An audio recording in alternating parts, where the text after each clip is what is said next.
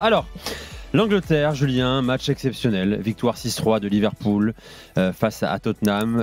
Tiens, Julien, qu'est-ce que tu veux retenir, toi, en priorité de ce 12e succès des Reds en 16 journées de Première Ligue? Alors, je pense qu'il faut d'abord honneur aux vainqueurs. Donc, on va parler de Liverpool et de Mo Salah parce qu'on pourra après ensuite critiquer Ange Postecoglou et Tottenham pour la façon dont ils ont joué et surtout défendu dans cette rencontre. Parce que être mené 5-1 à domicile après une heure de jeu pour une équipe comme Tottenham, c'est inacceptable pour moi. Mais ça, on en parlera après. D'abord, je pense que Liverpool, Arne Slot et toute cette équipe, Mo Salah mérite vraiment, encore une fois, parce qu'on l'a déjà fait plusieurs fois cette saison, mais c'est normal, ils ont été tellement forts. Alors en plus, quand tu joues un style de jeu qui leur convient, c'est encore mieux pour eux, bien sûr, mais ils ont été exceptionnels pendant une heure, après ils ont arrêté de jouer quasiment à 5-1. Ça finit quand même à 6-3, ils auraient pu marquer 10 buts, soyons honnêtes, sincèrement. Pour Mo Salah, parce que c'est lui, même si c'est peut-être pas le meilleur joueur de son équipe, parce que je pense que Szoboszlai a sûrement pour moi la palme du meilleur joueur de Liverpool sur cette rencontre d'hier. On parle beaucoup de Mo Salah parce que c'est un double-doublé encore, 2 buts et 2 passes d'ess dans le match d'hier. Ça veut dire qu'il est le premier joueur dans l'histoire de la Première Ligue, donc depuis 1992, à atteindre la période de Noël avec au moins 10 buts et au moins 10 passes d'ess. Personne ne l'avait jamais fait par le passé. 15 buts, 11 passes. C'est ça. 15 buts, 11 passes. Thierry Henry l'avait fait, tu as raison de le dire. Non, il l'avait pas fait. Non, Thierry en fin de saison. En fin de saison, il a fait un double-double-double, quoi. Voilà, 20 buts et 20 passes D. Ouais, à Noël, c'était jamais arrivé. Personne n'avait jamais fait ça, même parmi tous les grands joueurs, les Wayne Rooney, les Cristiano Ronaldo, tout ce que vous voulez. Ça n'avait jamais été fait. Il en est à 18 buts et 15 passes décisives en 24 matchs maintenant, compétitions confondues, si on compte la Ligue des Champions et les coupes domestiques. C'est juste incroyable à 32 ans qu'il ait encore ce niveau-là. Alors, bien sûr, en face, il y avait une défense de Tottenham qui est décimée par les blessures. Donc, tu avais des joueurs qui jamais n'auraient dû débuter un match pareil, comme Jed Spence arrière-gauche, comme le jeune Archie Gray en défense centrale.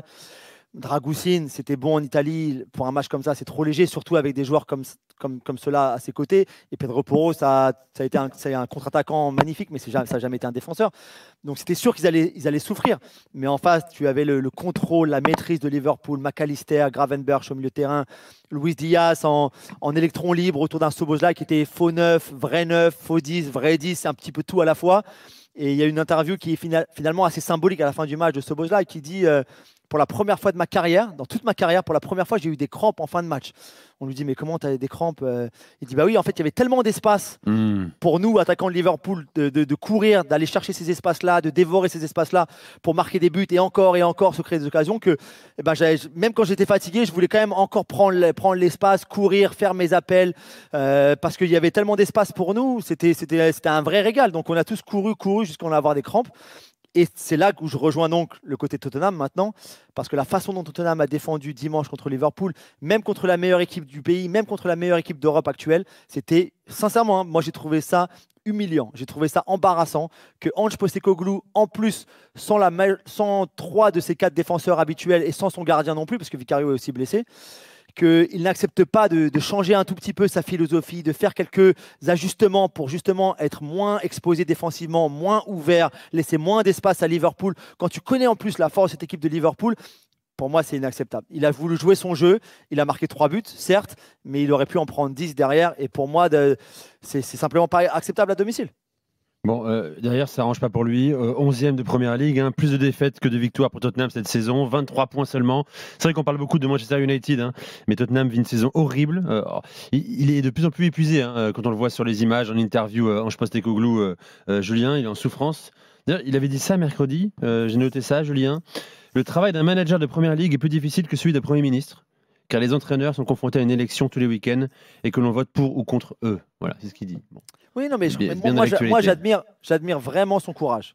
Sincèrement. Après, il est tellement têtu qu'à un moment. Pourquoi son courage? Pourquoi le courage? Parce de vouloir jouer comme ça. C'est parce que c'est. Parce qu'en soi, c'est très bien. Il veut se développer ce football super offensif tout le temps. Dès qu'on a le ballon, on attaque. Tout le monde va vers l'avant. Tout le monde attaque. Mes milieux défensifs, je veux qu'ils soient dans la surface. Mes attaquants, je veux qu'ils soient dans la surface. Mes latéraux, je veux qu'ils soient près de la surface. Très bien, je veux bien que tu sois ça. Mais à un moment, ça devient c'est limite de la stupidité par moment.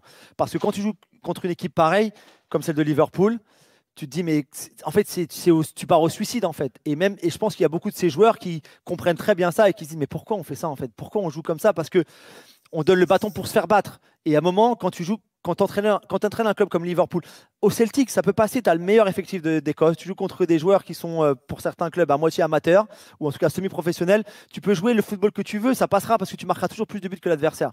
Quand tu arrives en première ligue et que tu veux garder ces principes de jeu-là, c'est pour ça que je le trouve vraiment courageux. Mais pour moi, son côté têtu prend le dessus sur tout le reste en fait. C'est pas possible, tu peux pas faire ça. Alors, ils s'emportent contre nous, les journalistes qui disent oui, vous me critiquez tout le temps, c'est toujours négatif, vous n'aimez pas ce que je fais. C'est pas qu'on n'aime pas ce qu'il fait, c'est qu'à un moment, tout le monde se rend compte, sauf lui, que c'est pas possible. Tu peux pas faire ça parce que tu gagneras peut-être, il gagnera peut-être un jour une Coupe d'Angleterre, une Coupe de la Ligue. Je pense qu'il peut gagner la Ligue Europa, sûrement parce que son système, sa philosophie, c'est une philosophie de coupe.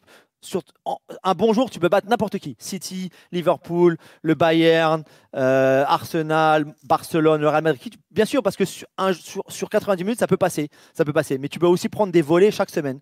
Et tu peux être battu par n'importe qui. Ipswich, est allé à Tottenham il y a un mois. Ils leur ont fait sincèrement, ils les ont fait danser. Voilà, c'est comme ça. Et donc, mais tu peux pas construire là-dessus. Et je pense qu'encore moins, tu peux encore moins t'inscrire sur la durée avec un entraîneur pareil. Bon, il peut sauter dans les prochaines semaines ou il a encore un peu de crédit? Non, je pense pas, parce que faudrait que tu recommences tout à zéro. Et c'est vrai qu'il a des blessures. Donc sur ce point-là, je le rejoins. Quand tu dois aligner Spence et Gray et Dragousine et Porro et Fraser Foster dans les buts, sincèrement, c'est compliqué. Déjà à la base, je comprends très bien. Mais je pense que toi, en tant qu'entraîneur, tu n'aides pas tes joueurs, tes défenseurs et ton équipe et tes supporters et tout ça en continuant à vouloir jouer absolument ton jeu ultra offensif quand tu n'as pas les joueurs pour. Ah, on a perdu Julien. Donc je me tourne vers Paulo Breitner. Ah, c'est bon, t'es là. Quand t'as pas le joueur pour, voilà, tu peux pas jouer comme ça. C'est tout ce que je voulais juste finir comme ça. Bon, voilà pour Tottenham qui s'est imposé à l'image de ce que tu racontais, 4-3 au milieu de semaine face à United en coupe. On va suivre l'avenir du coach australien des Spurs.